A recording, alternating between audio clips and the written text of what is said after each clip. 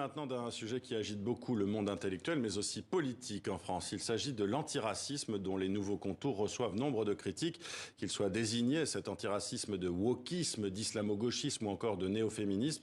Alors, qui sont ses adversaires? On va en parler avec vous, Alain Policard. Vous êtes professeur en sciences sociales, chercheur au CEVIPOF et vous publiez chez Textuel La haine de l'antiracisme, une conversation avec Régis Méran, anthropologue. Nous avons reçu ici pour son livre Obsession identitaire.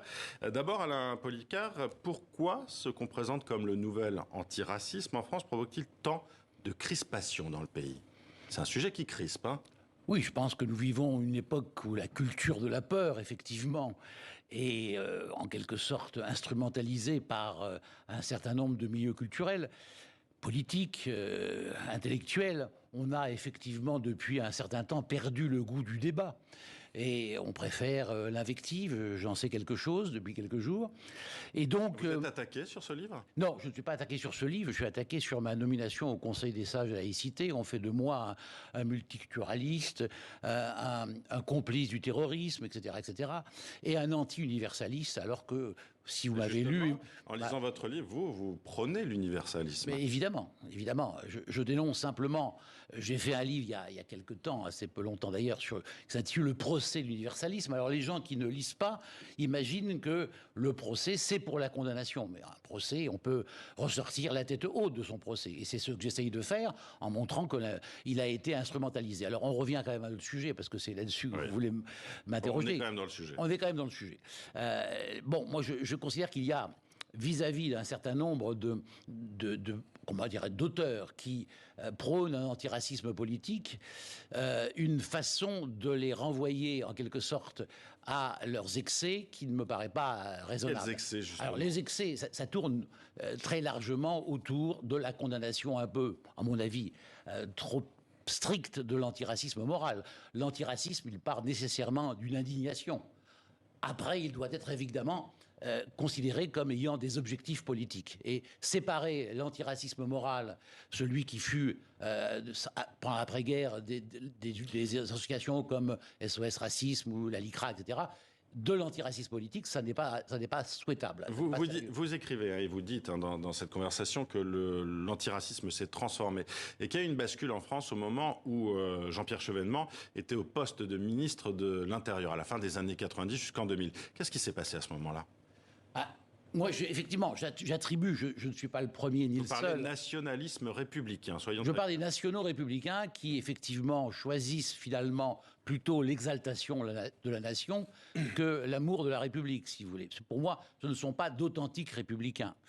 C'est tout le problème. On peut invoquer le modèle républicain à la française et, au fond, ne pas respecter ses valeurs fondamentales. Et c'est ce, je crois, qui a été fait par un certain nombre d'auteurs qui, au départ, ont trouvé dans le chevènementisme peut-être une pensée tout à fait, en quelque sorte, raisonnable, mais qui ont dévié, pour beaucoup d'entre eux, vers le souverainisme. Et on voit Florian Philippot, par exemple. Par exemple, Paul-Marie Joutot et beaucoup d'autres.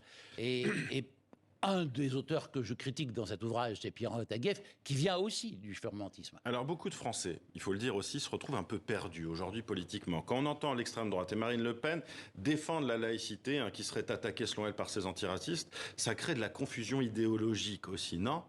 Tout à fait. Je crois que c'est le confusionnisme qu'a bien dénoncé mon ami Philippe Corcus. C'est-à-dire qu'en fait, on n'y voit pas tellement clair dès l'instant où les clivages qui étaient... La France est clivée entre droite et gauche de façon, je dirais, constitutive depuis fort longtemps. Or, on voit bien que le souverainisme, il est aussi bien porté à gauche qu'à droite. Et le symbole, si vous voulez, c'est la revue Front Populaire de Michel Onfray. Donc je crois que là, il faut dénoncer, vous avez raison d'y insister, cette confusion des idées. Le Rassemblement national, ça reste pour vous aujourd'hui un parti raciste et antisémite. On a vu Marine Le Pen vouloir s'éloigner des outrances de son père, mais est-ce que l'idéologie a vraiment changé ? Alors, si on est positiviste et qu'on tient compte effectivement du discours qui est tenu par Marine Le Pen, on ne peut pas dire que ce soit le même que celui de son père. Maintenant, on peut être extrêmement inquiet par rapport à la stigmatisation des étrangers, des immigrants, etc., etc. Moi, vous savez, je suis assez proche de ce que disait Fanon. Il disait... Frantz Fanon, ouais. Frantz Fanon, quand il disait quand on dit du mal des Juifs, noir, tendez l'oreille, on parle de vous. Moi, je ne crois pas qu'on puisse être finalement non antiraciste pour un tel et raciste pour un autre. Donc, moi, je me méfie beaucoup et je ne crois pas que l'antisémitisme ait véritablement déserté le Front National, enfin le Rassemblement National. Du côté de l'antiracisme actuel, certains estiment que l'universalisme n'est pas une voie à suivre. Vous le dites, hein, d'ailleurs. Est-ce que c'est aussi cela qui provoque une certaine forme de contestation? Parce que la valeur universelle, en France, c'est quelque chose qui a bercé les oreilles de tous les écoliers. Hein. Oui, alors c'est les excès dont je parlais. Le courant décolonial qui remet en cause, effectivement, un certain nombre de récits d'émancipation, comme celui des droits de l'homme, comme celui de la lutte des classes, et qui considère finalement que modernité et colonialité sont synonymes, ça n'est pas défendable. Moi, je ne le défends pas. Je passe pour un décolonial, mais je suis radicalement opposé à cette juxtaposition modernité-colonialité.